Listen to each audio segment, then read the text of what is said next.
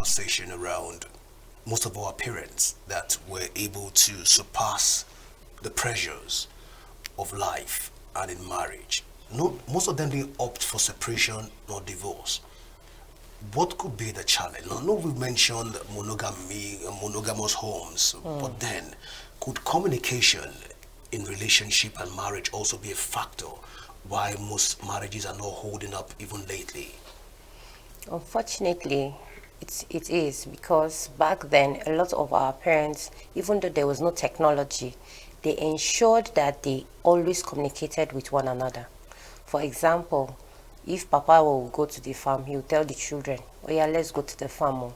Or even when some will be going to school, "Oh yeah, hurry up, go to school. Your mother will do this and that." They were always communicating. If somebody wants to tell a child something, they could use their eyes to communicate. That's non-verbal communication. Then even when somebody has gone to the farm, and if it's a far distance, maybe the one that takes hours or days, they will send another child to that person. They might not have phone, they might not have the internet back then, but they were constantly communicating. Even when they come back to the house and they have multiple wives, multiple children, and everybody is busy, even when there's a situation that could lead to divorce, they will bring in the elders. And those elders, with their wisdom, they would always want to settle the home. But these days, you see parents that when your daughter-in-law comes to report an issue, they say, "Come back to the house, come back to the house." What nonsense is that? They will shout and scream and belittle the husbands. Sometimes also it's the other way around. When the wife of the husband has done something, they say, "Leave her. After all, she's not the only woman in the world." So these days, a lot of in-laws are not looking for how to build their marriages of their children. Rather, they want them to just separate and say, "After all, I have money, I'll take care of you. I'll put you on a payroll.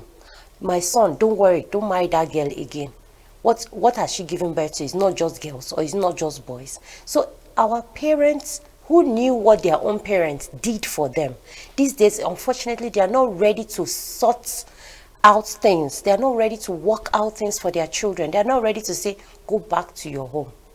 It's your house. Go and build it. Submit to your husband.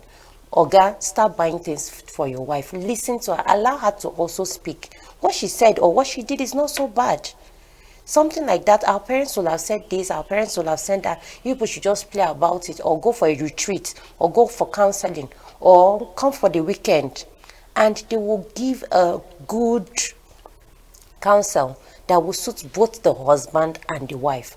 Even if it's children issue that is the issue, they will look for ways or examples. They could even talk about people's stories without mentioning names and say, "Oh, this happened, that happened in the village, this happened in so place," and they will use their world of wisdom and counsel these people. But now it's opposite.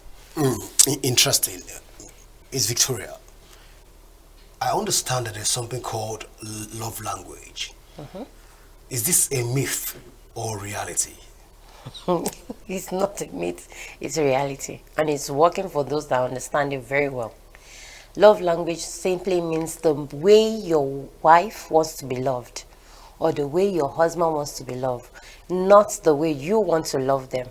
For example, we have majorly 5 different love languages. Some are which are words of affirmation, telling your spouse very nice things about them or what they have done, appreciating their efforts here and there, telling them things that will encourage them and build their self-esteem, like saying, "You are the best, I love what you did, I'm glad I married you." Words of affirmation can actually build and improve your relationship. Acts of service goes to the extent of helping them clean or do chores or helping the children with housework. Going out of your way to do something for your spouse is very, very important.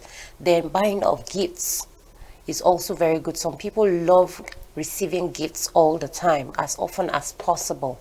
Surprises or planned gifts is something that catches their fancy. Then another one is acts of service. Oh no, quality time.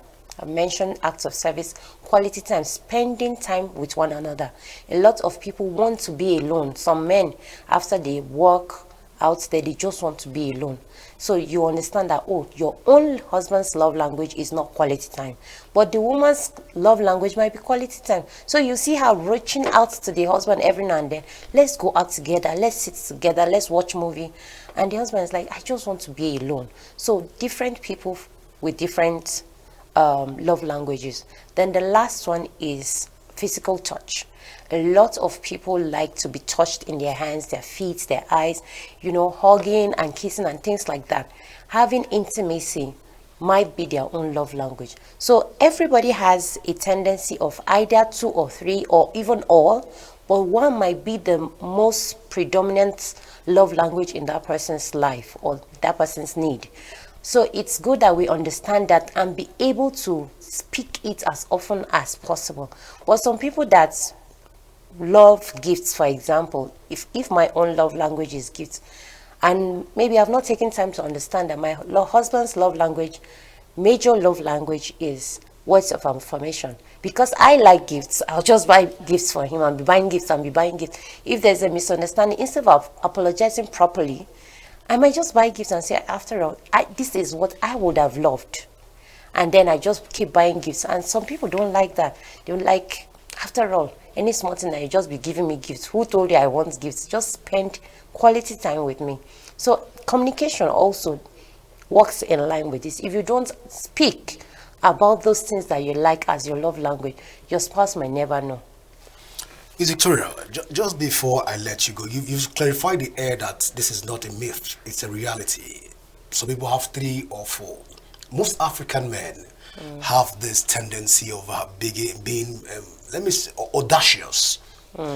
They are overconfident. And most times, we don't like to apologize. Can this amount to a love language also from our own part?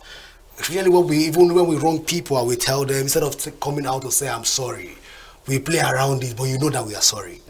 Could this also be a love language? No, it's not a love language. It's not part of the 5 love languages that I've mentioned. So we cannot expand it? No, we can't expand it. You can't be audaciously unapologetic.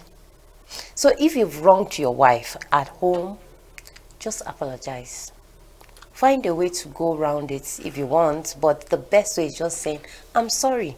We've taught our children, so we too should try and imbibe this culture and, apologize properly. Even if you're going to buy a gift, even if you're going to take her out, even if you're going to maybe send money to her account, still find a way to say those words, I am sorry. It goes a long way. It shows the lady that you value her and you are actually sorry.